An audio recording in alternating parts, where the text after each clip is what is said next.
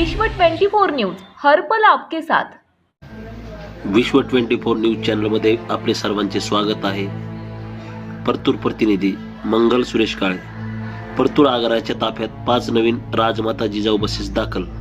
आमदार बबनराव लोणीकर यांच्या हस्ते लोकार्पण। आगार प्रमुख माधुरी देशमुख, भाजप पदाधिकारी सर्व उपस्थित होते। परतूर तालुक्यातील प्रवाशांना अधिक सुरक्षित, आरामदायी व दर्जेदार प्रवासाची सुविधा उपलब्ध करून देण्याच्या उद्देशाने परतूर एसटी आगाराच्या ताफ्यात 5 नवीन राजमाता जिजाऊ बसेस दाखल करण्यात आल्या। या नवीन बसेसचे लोकार्पण माजी मंत्री तथा विद्यमान आमदार बबनरावजी लोणीकर साहेब यांच्या हस्ते उत्साहात संपन्न झाले। यावेळी आगार प्रमुख माधुरी देशमुख, भारतीय जनता पक्षाचे सर्व पदाधिकारी, एसटी विभागाचे अधिकारी व कर्मचारी तसेच नागरिक मोठ्या संख्येने उपस्थित होते। परतूर आगारासाठी या बसेस उपलब्ध व्हाव्यात यासाठी करण्यात आलेल्या सातत्यपूर्ण पाठपुराव्याला यश मिळाल्याने तालुक्यातील प्रवाशांना मोठा दिलासा मिळाला आहे। विशेषतः ग्रामीण भागातील नागरिकांना अधिक सुरक्षित, सुलभ आणि आरामदायी प्रवासाची सुविधा उपलब्ध होणार असून सार्वजनिक वाहतूक व्यवस्था आणि बळकट होणार आहे। लोक अर्पण प्रसंगी आमदार बबनरावजी लोणीकर यांनी जनतेच्या हितासाठी विकास कामांचा पाठपुरावा यापुढेही कायम राहील अशी ग्वाही दिली। उपस्थित नागरिकांनी नवीन बसेसचे स्वागत करत समाधान व्यक्त केले। ही बातमी सर्व तालुक्यात पसरल्यावर आनंद सुद्धा व्यक्त होत आहे। विश्व 24 सोबत मंगल सुरेश काळे। परतूर डेपोच्या एसट्या ज्या आहेत ह्या खूप जुन्या झाल्या होत्या। ह्या गाड्या वारंवार बिघडत होत्या। सातत्यानं वर्कशॉपला, गॅरेजला त्याची दुरुस्ती करावी लागत होती। 15-20 वर्षाच्या गाड्या असल्यामुळं पूर्ण खिळखिळ्या झालेल्या होत्या। परिवहन मंत्री प्रताप सरनाईक यांना मी स्वतः भेटलो। त्यांना भेटून अधिवेशन काळात मी पत्र दिलं, विधानसभेत आपल्या डेपोची बाजू मांडली।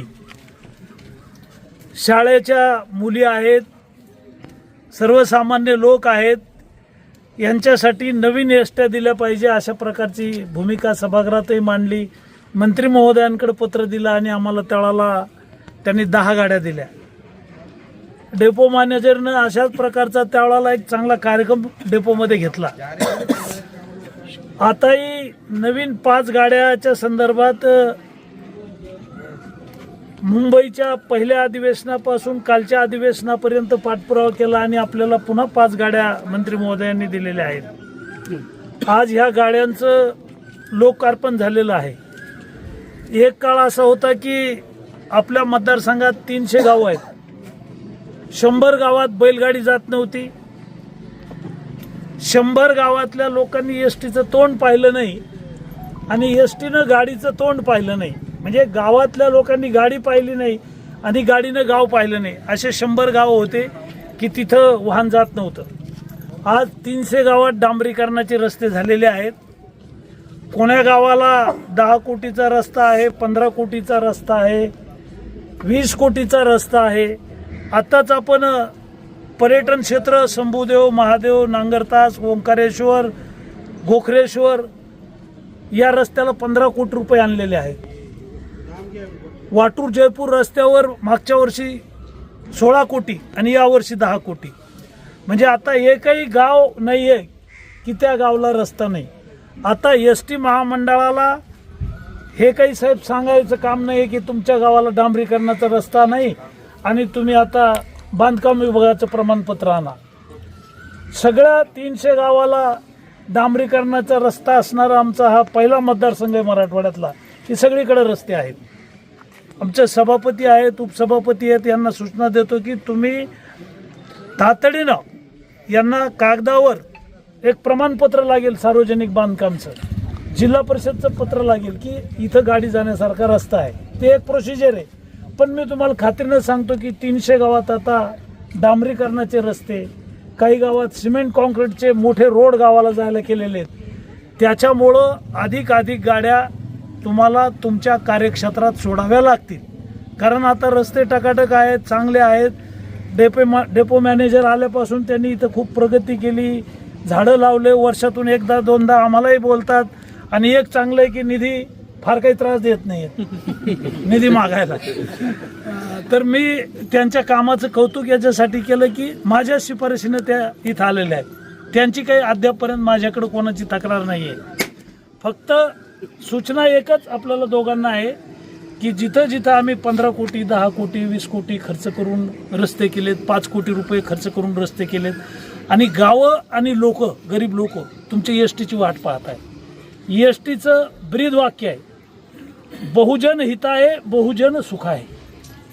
म्हणजे EST महामंडळ हे काही पैसे कमवायसाठी नाही, तुमच्या कार्यक्षेत्रात एकूण एक गावाला सेवा द्यायची.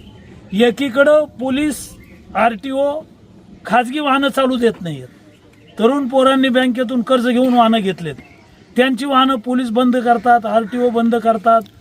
आणि दुसरीकडं EST महामंडळ फायद्यात कसं येईल, नफ्यात कसं येईल, अधिक पैसा कसा मिळेल.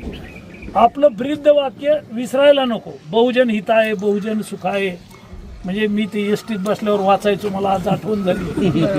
तर ते वाक्य आपलं आहे, जनसेवेसाठी EST महामंडळ आहे, जनतेसाठी. जिथं जिथं डांबरीकरणाचे पक्के रस्ते झालेले आहेत तिथं गाड्या सोडल्या पाहिजे. अशा प्रकारची आपल्याला सगळ्यांना आता माझी विनंती वाजा सूचना आहे. आणि आपल्या डेपोचं काम चांगलं आहे, जिल्ह्यावरही DCचं काम चांगलं आहे. अधिक नफा कुठं मिळतो की लांब पल्ल्याच्या गाड्या आहेत त्यात चालू पैसे कमवायसाठी ठीक आहे. तुळजापूर आहे, पंढरपूर आहे किंवा हिवरा आश्रम आहे, देवस्थानच्या गाड्या ज्या आहेत तेवढ्या कंटिन्यू ठेवा. आता नांदेडला जायला गाडीची गरज नाही आहे, एका तासाला रेल्वे, एवढ्या रेल्वे आहेत, गाडीत कोणी बसत नाही आहे, फार अर्निंगही मिळत नाही आहे. संभाजीनगर जायला ट्रेन आहेत. तुमचे आमचा मतदारसंघ रोड करणं आमचं काम आणि तुमचं कार्यक्षेत्र म्हणजे डेपोच्या कार्यक्षेत्रातल्या सगळ्या गावाला गाड्या पोहोचल्या पाहिजे. वाटलं तर 100-50 गावात गाडीत बसून न्यायचं तर मला घेऊन जा, मी सोबत येईल, पण सगळ्या गाड्या चालू करायच्या आहेत. धन्यवाद. राज्यातील महत्त्वाच्या आणि आपल्या भागातील ताज्या बातम्या पाहण्यासाठी आजच आमच्या विश्व 24 न्यूज चॅनलला यूट्यूबवर सबस्क्राईब करा आणि बेल आयकॉन प्रेस करा.